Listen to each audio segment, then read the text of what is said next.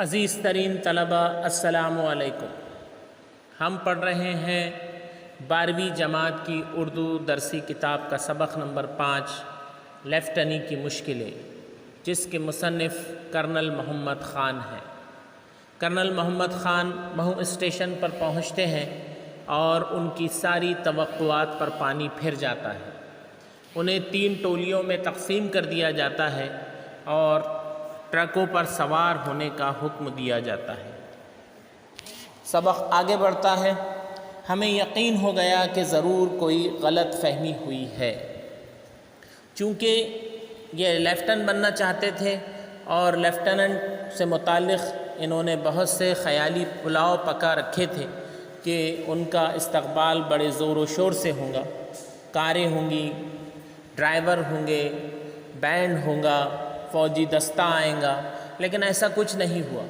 اس لیے جب انہیں ٹرکوں میں سوار ہونے کے لیے کہا گیا تو انہیں یہ یقین ہو گیا کہ یہ کچھ نہ کچھ غلط فہمی ہو رہی ہے۔ غلط فہمی ایک دوسرے کی بات کو نہ سمجھنے کی غلطی کو کہتے ہیں۔ جب آدمی کو کسی کے متعلق غلط گمان ہو جائے اسے غلط فہمی کہا جاتا ہے۔ تو مصنف کہہ رہا ہے کہ ان کے ساتھ جس طرح کا برتاؤ ہو رہا تھا اور پھر بعد میں انہیں 3 ٹولیوں میں تقسیم کر کے ٹرکوں میں سوار ہونے کا بھی حکم دے دیا گیا، تو انہیں یہ یقین ہو گیا کہ یہ کسی نہ کسی غلط فہمی کی بنیاد پر ہے۔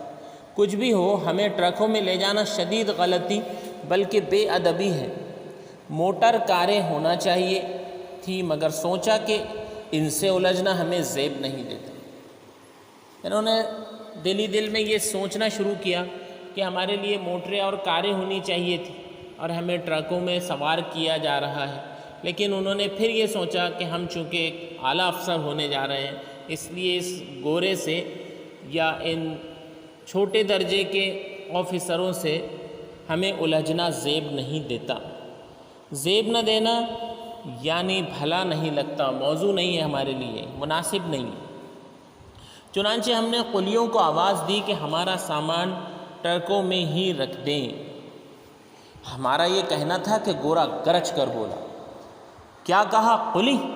تم فوجی اسکول میں آئے ہو، ہسپتال میں نہیں۔ اپنا سامان خود اٹھاؤ، ٹرکوں میں لادو اور اوپر بیٹھ جاؤ یا کھڑے رہو، سمجھے؟ گورا ان کی اس بات پر بڑا ناراض ہوا کہ انہوں نے اپنا سامان قلیوں سے اٹھانے کے لیے کہا۔ یہ سخت جملے اس نے کہے کہ تم مریض نہیں ہو کہ اپنا سامان خود نہ اٹھا سکو، تم ہسپتال میں نہیں آئے ہو بلکہ ایک فوجی اسکول میں آئے ہو اور تمہیں عنقریب ایک فوجی بننا ہے۔ اس لیے اس نے ڈانٹ کر ان کو کہا کہ بوجھ اٹھانے کی عادت ڈالو میاں، اپنا سامان خود اٹھاؤ اور ٹرکوں میں اسے رکھو، اس کے اوپر بیٹھو یا کھڑے ہو جاؤ۔ یہاں ایک لفظ استعمال ہوا ہے ہسپتال، چونکہ ہم نے اس سے پہلے بھی ایک سرگرمی کی تھی کہ اس میں انگریزی کے الفاظ بہت سارے آئے ہیں۔ کچھ ایسے الفاظ ہوتے ہیں انگریزی کے جن کو ہم انگریزی تلفظ کے ساتھ ہی استعمال کرتے ہیں اور کچھ میں تھوڑی بہت ترمیم کر کے اور ہماری زبان کے مزاج کے لحاظ سے اسے ڈھال کر اسے استعمال کرتے ہیں۔ یہ لفظ ایسے ہی ہے، انگریزی لفظ یہ ہاسپٹل ہے، لیکن اسے ہم نے ہماری زبان کے مزاج کے لحاظ سے ہسپتال کر لیا ہے۔ سمجھ تو گئے اور ہماری خوش فہمیوں پر کچھ اوز بھی پڑی جو ہم نے خوش فہمیاں کی تھی۔ دیکھیے اوپر ایک لفظ آیا ہے غلط فہمی، اس کا یہاں متضاد استعمال ہوا ہے خوش فہمی۔ خوش فہمی کہتے ہیں اچھا احساس، اچھی امید کسی کے متعلق رکھنا یا اپنی منشا کے مطابق فیصلہ نکالنا۔ تو ان کی جو منشا تھی کہ ہم تو لیفٹننٹ ہیں اور ہمارا استقبال اس طرح سے ہونا چاہیے، وہ جو غلط فہمی تھی یا وہ جو خوش فہمی تھی اس پر اب اوس پڑ گئی۔ گورے کی اس ڈانٹ نے ان کی تمام خوش فہمیوں کو ختم کر دیا۔ اوس پڑنا یعنی ناکام ہو جانا یا اداسی چھانا۔ لیکن ہم سب نے حق المقتور جلال میں آ کر اس بے ادب کو گہرے اور متفقہ غضب سے دیکھا اور کھڑے کھڑے فوجی زندگی کا پہلا فیصلہ کر ڈالا کہ چوں ہی لیفٹن ہو گئے اس گستاخ گورے کا کورٹ مارشل کر دیں گے۔ اس دلیرانہ فیصلے پر ہر طرف سے مرحبا کی صدا اٹھی۔ اس وقت ہم کورٹ مارشل کو مارشل لا کا قریبی رشتہ دار سمجھتے تھے۔ حتی المقدور یعنی جہاں تک قدرت ہو سکے، جس قدر استطاعت یا استطاعت ہو۔ مصنف نے کہا ہے کہ ہم نے جتنی ہماری طاقت تھی یا جتنی ہماری استطاعت تھی، ہم سب نے جلال میں آ کر، غصے میں آ کر کیا کیا؟ کچھ کہا نہیں، صرف اس بے ادب کو گہرے اور متفقہ غضب سے دیکھا۔ یعنی ہم سب اس بات پر متفق تھے کہ ہمارے ساتھ یہ زیادتی کی جا رہی ہے، اس لیے ہم جتنے بھی کیڈٹس تھے ہم سب نے متفقہ طور پر اس گورے کی طرف دیکھا اور کھڑے کھڑے تھوڑی دیر میں ہی فوراً، بالکل یہ ایک محاورے کے طور پر استعمال ہوتا ہے کھڑے کھڑے، اس کے معنی جو ہے الگ الگ نکلتے ہیں۔ کھڑے کھڑے کے ویسے لفظی معنی تو فوراً کے ہوتے ہیں، لیکن جب اس کو ہم محاورے میں استعمال کرتے ہیں تو کھڑے کھڑے ہو جانا یا کھڑے کھڑے آ کر چلے جانا، اس طرح کا اس کا استعمال ہوتا ہے۔ ہم جب اس پر مشقی سرگرمیاں کریں گے تو اس پر اور مزید روشنی ڈالیں گے۔ تو انہوں نے کھڑے کھڑے ہی ایک فوجی فیصلہ کر لیا کہ ہم اس کا کورٹ مارشل کریں گے۔ کورٹ مارشل یعنی فوجی عدالت کو کہتے ہیں کورٹ مارشل۔ جو فوج کے اندر ملازم ہوتے ہیں یا جو فوجی ہوتے ہیں، اگر ان سے کوئی گناہ سرزد ہو جائے تو ان کا فیصلہ جو ہے، ان پر جو مقدمات چلتے ہیں وہ فوجی عدالت ہی کرتی ہے۔ ان کو سول کورٹ میں آنے کی ضرورت نہیں ہوتی۔ کسی فوجی نے اگر کوئی گناہ کیا تو ان کی اپنی ایک عدالت ہوتی ہے، فوجی عدالت، جس کو ہم کورٹ مارشل کہتے ہیں۔ تو انہوں نے کہا ہے کہ ہم نے دل میں سوچا کہ ہم جیسے لیفٹیننٹ ہوں گے اس کے خلاف ایک فیصلہ بالکل سنا دیں گے، اس کا ہم کورٹ مارشل کر دیں گے۔ یا انہوں نے ایک بات یہ بھی کہی ہے کہ اس وقت تک ہم یہ مزاح کے طور پر کہی ہے انہوں نے کہ کورٹ مارشل کو ہم مارشل لا کا قریبی رشتہ دار سمجھتے تھے، حالانکہ دونوں بالکل الگ الگ چیزیں ہیں۔ کورٹ مارشل تو فوجی عدالت کو کہتے ہیں جو جمہوری ملکوں میں بھی رائج ہوتی ہے، جو فوج ہوتی ہے ان کا اپنا ایک شعبہ ہوتا ہے اور وہاں ان کی وہ عدالتیں قائم ہوتی ہے۔ لیکن جو مارشل لا ہے وہ فوجی قانون کو کہتے ہیں۔ کسی ملک میں اگر فوجی حکومت قائم ہو جائے تو پھر فوجی حکومت کا اپنا قانون نافذ ہو جاتا ہے اور جو عام قانون ہے وہ معطل ہو جاتا ہے، اس کو کہتے ہیں ہم مارشل لا۔ تو انہوں نے کہا کہ اس وقت ہم دونوں کو ایک ہی سمجھتے تھے یا کم از کم قریبی رشتہ دار سمجھتے تھے۔ منزل مقصود کی جھلک توقعات سے بہت غیر مشابہ تھی۔ انہوں نے جو توقع کی تھی کہ ہمارے بنگلوں تک ہمیں پہنچا دیا جائے گا، تو انہوں نے یہ سوچا تھا کہ جہاں ہمیں ٹھہرایا جائے گا، جو ہماری منزل مقصود ہوں گی، جہاں جانے کا ہم نے ارادہ کیا ہے، وہ جو فوجی چھاونی ہے، تو وہ بہت بنگلے نما ہوں گی۔ لیکن انہوں نے کہا کہ جب ہم گئے اور اس کی پہلی جھلک دیکھی تو وہ ہماری توقعات سے بالکل غیر مشابہ تھی، کوئی میل جول نہیں تھی۔ ہماری جائے قیام کے خد و خال بنگلے کی نسبت جیل سے زیادہ ملتے جلتے تھے۔ ہم نے سوچا تو تھا بنگلہ اور ملی ہمیں جیل۔ اس کے جو خد و خال تھے، اس کی جو شکل صورت تھی، وہ بنگلے سے کیا ملتی، جیل سے ضرور مل رہی تھی۔ یہاں خد و خال یہ دو الفاظ کو واو عطف کے ساتھ ملا کر ترکیب بنائی گئی ہے۔ خد کہتے ہیں تل کو، خد کہتے ہیں گال کو، رخسار کو، اور خال کہتے ہیں تل کو۔ اور جب کسی کا چہرہ مہرہ یا شکل و صورت کو بیان کرنا ہو تو کہتے ہیں اس کے خد و خال۔ اب یہاں پر جائے قیام کے خد و خال کی بات ہو رہی ہے۔ اس کے خد و خال کیسے تھے؟ سب سے پہلی بات تو یہ تھی کہ وہ جیل کے مشابہ تھا۔ ایک سنگین بلکہ سنگدل سی بیرک تھی۔ بیرک یہ انگریزی کا لفظ ہے، سپاہی اور فوجی وغیرہ کے لیے جو کوٹریاں بنائی جاتی ہے جو ایک قطار میں ہوتی ہے، یا پھر جو مکانات ان کے لیے ہوتے ہیں جو وضع قطع میں بالکل مشابہ ہوتے ہیں اور ایک قطار میں بنائے جاتے ہیں، اس کو بیرک کہتے ہیں۔ تو جو ان کو بیرک ملی تھی وہ سنگین تھی۔ دیکھیے یہاں لفظوں سے کھیل کر مصنف نے یہ مزاح پیدا کیا ہے۔ سنگین کے اگر ہم لفظی معنی دیکھیں تو یہ سنگ سے بنا ہے پختہ، مضبوط اور پتھر سے بنی ہوئی عمارت کو ہم سنگین کہہ سکتے ہیں، لیکن اردو میں یہ لفظ شدید کے لیے بھی استعمال ہوتا ہے کہ اس نے بڑا سنگین جرم کیا ہے۔ یہاں مصنف نے الفاظوں سے کھیل کر مزاح پیدا کیا ہے۔ اس نے بیرک کو سنگین کہا ہے۔ سنگین کے لفظی معنی تو ہوتے ہیں پتھر سے بنی ہوئی، پختہ اور مضبوط کے، اور واقعی میں وہ بیرک پتھروں سے بنی ہوئی تھی، لیکن یہاں سنگین سے مراد ان کا پتھر سے بنی ہوئی نہیں بلکہ سنگ دل کے معنوں میں وہ اس کو لینا چاہتے ہیں۔ بڑی بے رحم اور ظالم سی وہ بیرک تھی، ایک سنگین بلکہ سنگ دل۔ سنگ دل کے معنی ہوں گے پتھر جیسے دل والا، سنگ یعنی پتھر، دل یعنی دل، لیکن مراد لیا جاتا ہے بے رحم اور ظالم سے، اس لیے وہ پتھروں کی بنی ہوئی ظالم بیرک تھی، بے رحم بیرک تھی، تنگ اور تاریک تھی۔ غیر تنگ وسیع کے متضاد میں استعمال ہوتا ہے، بہت چھوٹی۔ تاریک تھی یعنی اس میں اندھیرا تھا، روشنی کا کوئی معقول انتظام نہیں تھا۔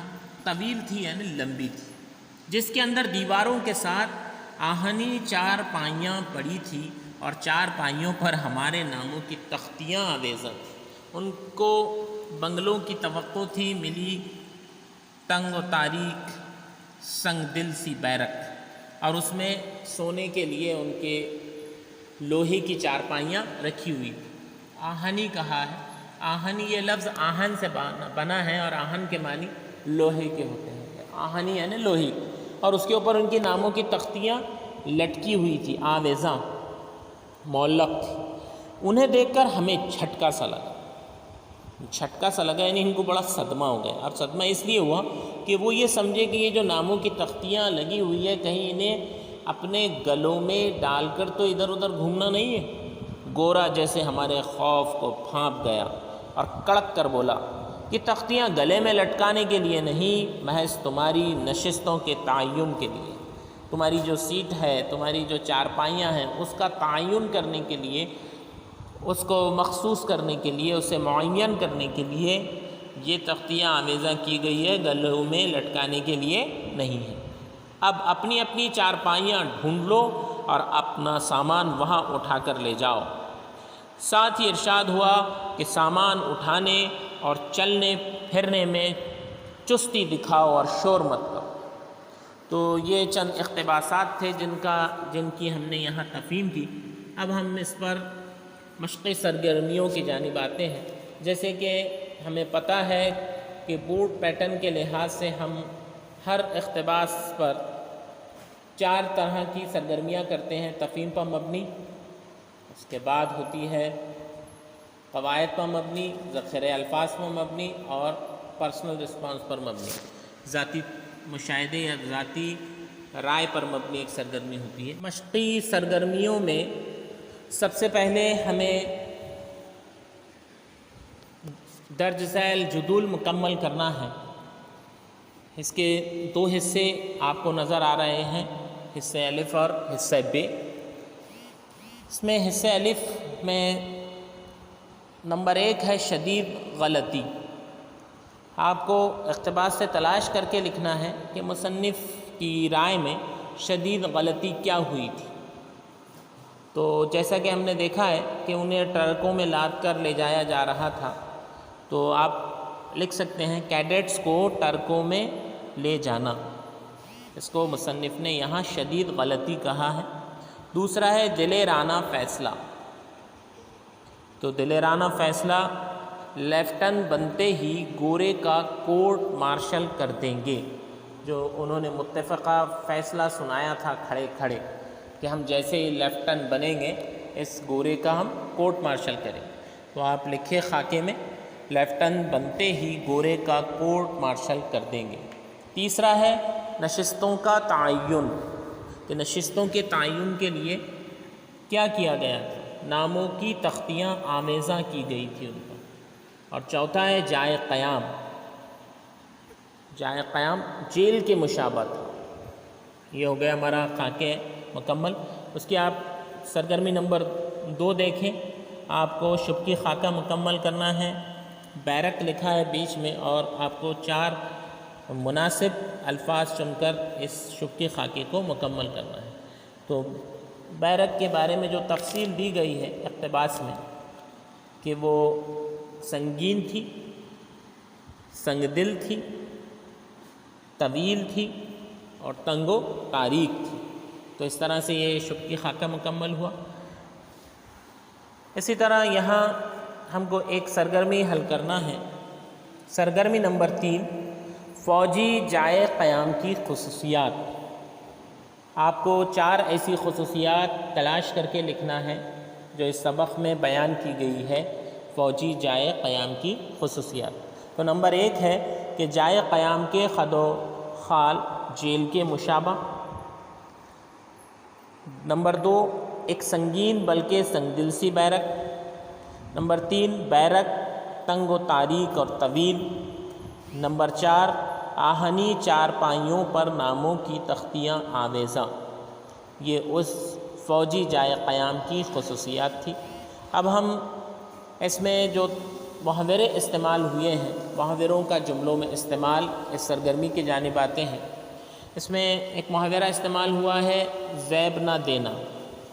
زیب دینا کے معنی ہوتے ہیں حیثیت یا موقع کے مناسب ہونا، لیکن یہاں اس کو نہ کے ساتھ استعمال کیا گیا ہے، زیب نہ دینا یعنی بھلا نہ لگنا، موزوں نہ ہونا۔ احمد جیسے پڑھے لکھے شخص کو یہ زیب نہیں دیتا کہ وہ بد زبانی سے کام لے۔ کھڑے کھڑے یعنی فوراً، کھڑے کھڑے ہو جانا یا کھڑے کھڑے آ کر چلے جانا، محاوروں میں اس طرح سے اس کا استعمال ہوتا ہے۔ میر کا ایک شعر ہے، وہ دن گئے کہ طاقت دل کا تا اعتماد، اب یوں کھڑے کھڑے نہ میرا امتحان کر۔ جملے میں ہم اسے اس طرح استعمال کر سکتے ہیں کہ احمد پر کیا مصیبت آن پڑی تھی کہ اس نے کھڑے کھڑے اپنے کھیت کا سودا کر لیا۔ ایک محاورہ یہاں استعمال ہوا ہے اوس پڑنا۔ اوس کے لفظی معنی شبنم کے ہوتے ہیں، اور اوس پڑنا محاورہ استعمال ہوتا ہے اداسی چھا جانا کے لیے۔ اب کے بار بھی انٹرویو میں ناکام ہونے پر احمد کی امیدوں پر اوس پڑ گئی۔ تو یہاں یہ ایک سرگرمی تھی جو محاوروں کا جملوں میں استعمال اس پر مبنی تھی۔ ہم کو متضاد الفاظ تلاش کرنا ہے غلط فہمی کا اس اقتباس سے۔ دونوں پہلی لائن میں یہ لفظ استعمال ہوا ہے غلط فہمی، اس کا متضاد بھی اسی اقتباس میں استعمال ہوا ہے خوش فہمی۔ غلط فہمی کا متضاد خوش فہمی۔ اقتباس میں دلیرانہ ایک لفظ استعمال ہوا ہے، اس کا متضاد آپ کو لکھنا ہے۔ دلیرانہ کہتے ہیں دلیر سے بنا ہے، ہمت کے ساتھ، اور اس کا آپ کو متضاد لکھنا ہے بزدلانہ۔ اسی طرح آپ کو اقتباس سے واو عطف والی تراکیب تلاش کر کر لکھنا ہے۔ واو عطف والی تراکیب ان تراکیب کو کہتے ہیں جس میں 2 الفاظ کے درمیان واو لکھ کر ترکیب بنائی جاتی ہے۔ تو تنگ و تاریک اس میں واو عطف والی ترکیب ہے، خد و خال بھی واو عطف والی ترکیب ہے۔ شکل و صورت کے لیے استعمال ہوتا ہے خد و خال۔ انشاءاللہ بقیہ سبق کی تفہیم اور دیگر مشقی سرگرمیوں کے ساتھ پھر ملاقات ہوں گی۔ تب تک کے لیے اجازت دیجیے۔ السلام علیکم۔